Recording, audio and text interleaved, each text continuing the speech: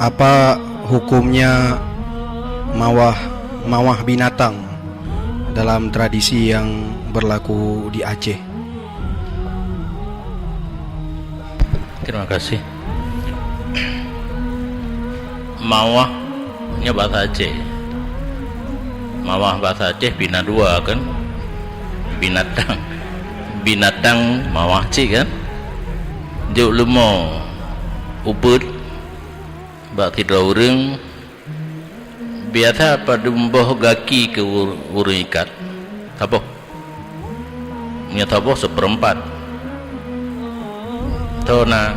Aceh Raya kan letak urung pelara lemo nya urung Mekah mandum putanya lemo ongkos berarti menyahana salah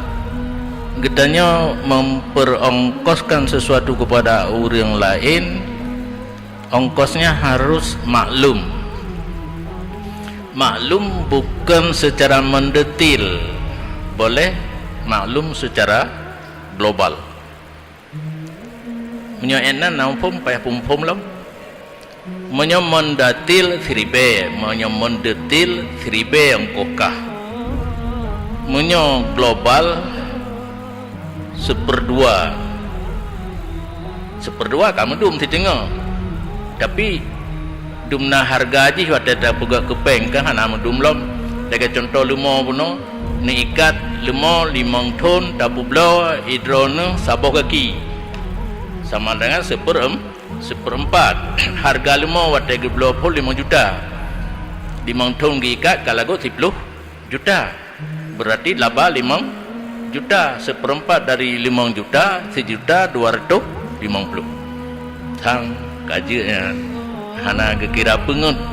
yang hanjit dalam Islam mau pengut kau nyan ke hana en atalum pegah tianya ke hana mau pengut kau lulung blo lumo 5 juta lunjuk bak sira urang nyon ikan wate katruk masa dapulo badum nyana laba hidrone seperempat sama dengan menyebahasa urang kampung gekeng taboh kaki kaglah yang kaji